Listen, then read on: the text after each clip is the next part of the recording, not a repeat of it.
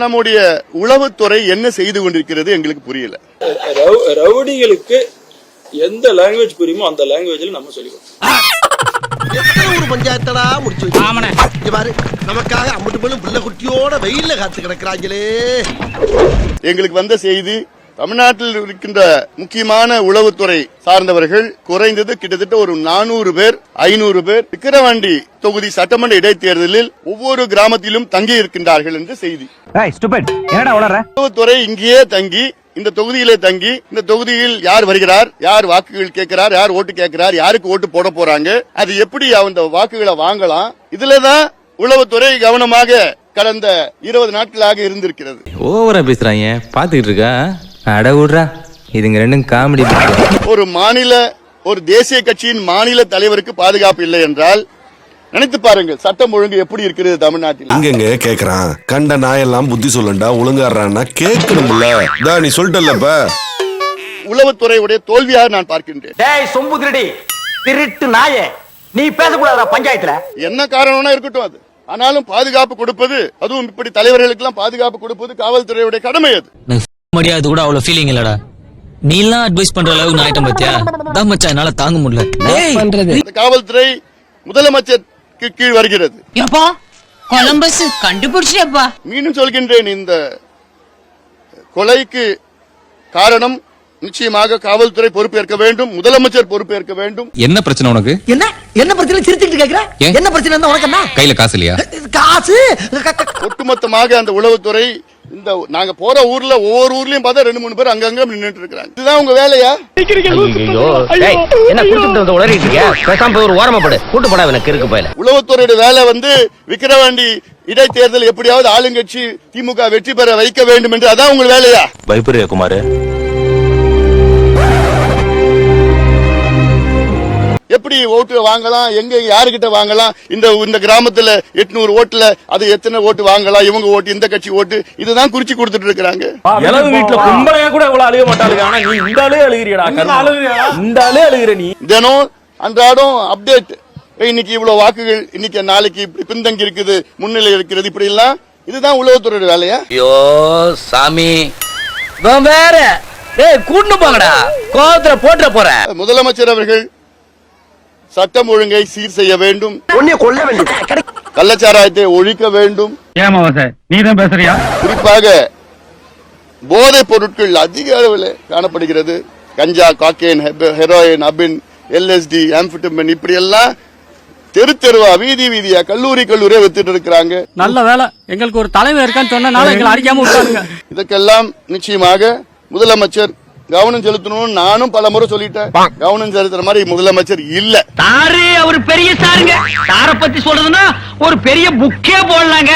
இத சொன்னோன்னு உங்களுக்கு மூஞ்சில காரி துப்புறான்னு தோணுது போல இருக்கு. வேணாங்கப்பா விட்டுருங்க. விக்கிரவாண்டி இடைத்தேர்தல் இப்படி ஒரு தேர்தலை நான் இது வரைக்கும் நான் பார்த்தது கிடையாது. ஏன் 20 வருஷமா கோமால இருந்தியா? ஃப்ரீ ஃபார் ஆல், அதுதான் ஃப்ரீ ஃபார் ஆல்னா இங்க தேர்தல் அதிகாரின்னு யாரும் இல்ல. இங்க தேர்தல் ஆணையம், தமிழ்நாடு தேர்தல் ஆணையத்தை பூட்டு போட்டுட்டு போயிடலாமே. இதுக்கு எதுக்கு ஒரு அதிகாரி? மூஞ்சில குத்தி சாஹு, அவர் பேரு என்ன? சாஹு. நீரெல்லாம் ஒரு அமைச்சர். ஒண்ணு இந்த 15 நாள் பேசியிருக்கிறார். என்ன, 8ஆம் தேதி மாலை 6 மணிக்கு மேல யாரும் இருக்கக்கூடாது. எவ்வளவு பெரிய வார்த்தை சொல்லியிருக்காருப்பா. அது எங்களுக்கு தெரியாதா? இவர் சொல்லிதான் தெரியணுமா? மாட்டு துணியை தூக்கி பார்த்த மூதேவி டீல எச்ச துப்பி கொடுத்துருவாங்க. காசு கொடுத்துட்டு இருக்கிறான், பொருளை கொடுத்துட்டு இருக்கிறான், வீடியோ வந்துட்டு இருக்குது, மூக்குத்தி கொடுக்கறான், கொடையை கொடுக்கறான், பாட்டில் கொடுக்கறான், பிரியாணி கொடுத்துட்டு இருக்கிறான். அதாவது சிவா, நம்ம ஊர் நாடுகள்ல மாங்காமடையும் சொல்லுவாங்கல்ல, அது வேற யாரும் இல்ல, இந்த பார்ட்டி தான். திமுக கார் இன்னைக்கு திமுக கொடி போட்ட கார் மட்டும் கிட்டத்தட்ட ஒரு 2000-3000 வண்டிகள் ஓடிட்டு இருக்கு. இது தேர்தல் கணக்குல வராதா? அப்ப என்ன கணக்கு, என்ன தேர்தல்? ஒரு பஞ்சாயத்து தேர்தல் கூட இதோட நியாயமா நடக்கும். டெபாசிட் வாங்குவியா? கிடைச்சாலும் சந்தோஷம் தான், கிடைக்காட்டி சந்தோஷம் தான். ஆமா, உனக்கு என்ன ஒரு எங்க காசு இல்ல, அர்த்தம் கட்டவனாகிறியா? பஞ்சாயத்து தேர்தல் கூட நியாயமா நடக்கும்னா அப்போ ஒரு சட்டமன்ற இடைத்தேர்தல் அது நடத்துவதற்கு திறமையற்ற தமிழ்நாடு தேர்தல் ஆணையம். வெக்கக்கேடு இதெல்லாம். எப்படா இப்படி வெக்கம் இல்லாம பேசுறீ? ஆனாலும் இது எல்லாம் பணபலம், அதிகார பலம், இது எல்லாம் மீறி உறுதியாக இந்த தேர்தலில் பாட்டாளி மக்கள் கட்சி மிகப்பெரிய வெற்றியை பெற இருக்கிறது.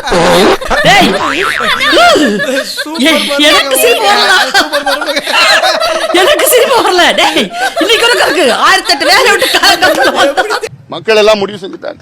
இந்த தேர்தலில் பாத்தீங்கன்னா திமுக குடும்பத்தை சார்ந்தவர்கள் எல்லாம் எங்களுக்கு வாக்களிக்க முடிவு பண்ணிட்டாங்க. இன்னும் பச்சை புள்ளையா இருக்கேடா. அப்ப மத்த கட்சியெல்லாம் நினைச்சு பாத்துங்க. மத்த கட்சியெல்லாம் சொல்லவே தேவையில்லை. திமுக கட்சிக்காரங்களே எங்களுக்கு ஓட்டு போட முடிவு பண்ணிட்டாங்க. அவ்வளவு வெறுப்புல இருக்கிறாங்க. கெட்ட வார்த்தை பேசுற வல்ல இங்க வச்சுக்காத. அவ்வளவு வெறுப்புல இருக்கிறாங்க. எதுவும் செய்யல இந்த தொகுதியில. டேய் களிமண் மண்டையா, அங்க பார். நாங்க பாமக தான், எதுவுமே செய்யல அப்படிதான் சொல்லலாம். உங்களுக்கு 1000 ரூபாய் வருதா? 1000 ரூபாய் வருது. உங்களுக்கு தான் உரிமை தொகை எல்லாம் கொடுக்கல, 1000 ரூபாய் வரல. அப்புறம் ஓட்டு போடுறீங்க? போட்டு ஆகும். ஏன் பண்ணு இருக்கிற எத்தனோ மக்கள் நல்லா இருக்காங்க, அதை நினைக்கணும். நம்ம நல்லா இல்லைன்னா அடுத்தவங்க நல்லா இருக்கணும். அதுதான் எனக்கு புரியல. முன்ன பின்ன தெரியாத ஒரு பையனுக்காக கண்ணீர் விடுற அந்த மனசு இருக்க, அதான் கடவுள். நாராயணன் ஒரு சீனியர், நான் அவரை மதிக்கிறேன். பட் இல்லாத வார்த்தைகளை, சொல்லாத கருத்துக்களை நீங்க சொல்றது முறை இல்ல. நிச்சயமா அதை இப்ப ப்ளே பண்ணுங்க சார். அதை ப்ளே பண்ணு. நான் எடுத்துட்டு வந்து காமிச்சா நீங்க அரசியல் விட்டு விலகிட்டீங்களா? ஏன் இந்த ரத்தவரி சார்? சார் இப்பயே போடலாம், கார்த்திகை செல்வன் சார் போடலாம் சார், எல்லாமே இருக்கு. நீங்க வீடியோ ப்ளே பண்ணனாலும் பண்ணலாம், இல்ல டெக்ஸ்டா இருக்கிறதுனால சொல்லலாம். அதுல வந்து அவர் என்ன சொல்லியிருக்கிறாரு அப்படிங்கறத எடுத்துடலாம். நீங்க வாங்க. ஜூன் 4ஆம் தேதிக்கு பிறகு இபிஎஸ் தலைமையில் அதிமுக இருக்காது. ஜூன் 4ஆம் தேதிக்கு பிறகு டிடிவி தினகரன் கையில் அதிமுக, இப்படி பல டைட்டில்ஸ் இருக்கு. வீடியோஸா ப்ளே பண்ணனும்னா நம்ம பண்ணலாம். இது வந்து நான் கூகுள் பண்ணி இப்போதைக்கு உங்களுக்கு கொடுக்கிறது. ஏன்னா எனக்கு நினைவு இருக்கு.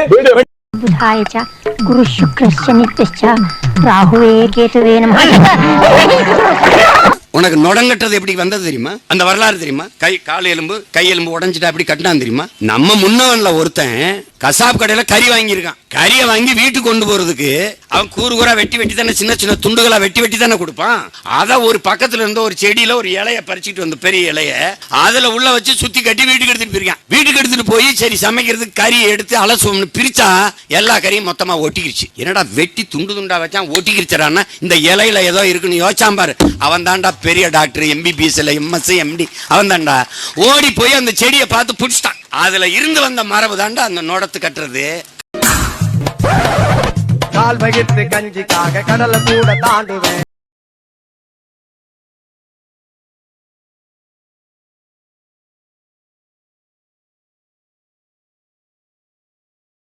ஏன்னா இந்த சமூகம் நாளைக்கு வடிவேல் கட்சி ஆரம்பிச்சா கூட கொடி ஏற்றிடுவாங்க.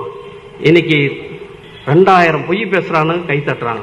2000 பொய் பேசுறாங்க, கை தட்டுறாங்க. ஏக 47 74 சுட்டுன்றாங்க, கறியை சாப்பிட்டுன்றாங்க, என்னென்ன கறியெல்லாம் சொல்றாங்க. அதுக்கெல்லாம் கை தட்டுனுக்கிறோம். நம்ம அதுக்கெல்லாம் கை தட்டுன்னு. Stayed in Thiruvallur, Indira Medical College and Hospital and work as an associate professor for 1 year. And I am telling you, in 1 year, I have not been recognized as a Muslim doctor.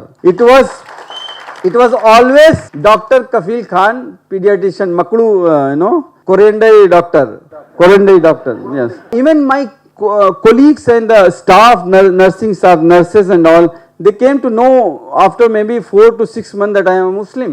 If the surname also, they never, I just want to say, they never discriminate. That's the difference I got here, that even though I saw in Tamil Nadu, the people are more religious. Every day they make that kolam outside the house, and every day they go to, like, even though the kids are going to school or they're going to office and they're going to work, they have a small temple at a house also, and they pray before going, So every day they pray, every day they make a kolam, every day they have some religious ritual, but they don't discriminate people on the basis of what you are wearing, what you are eating, and what you are preaching. They don't. In Indira Medical College mess, they will serve chicken biryani and veg biryani, and all the students, they sit and eat together. But you can't imagine that in North India. There will be a fight, okay? A vegetarian, how can somebody sit with the non-vegetarian? So That's Tamil Nadu.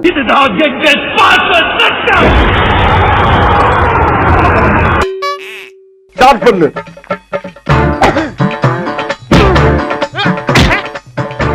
இங்கிட்டு வா. அப்படியா. படைக்கலடி. மண்டையில மட்டும் அடிச்சிடாத. குலக்கேசல் உள்ள போயிருவேன்.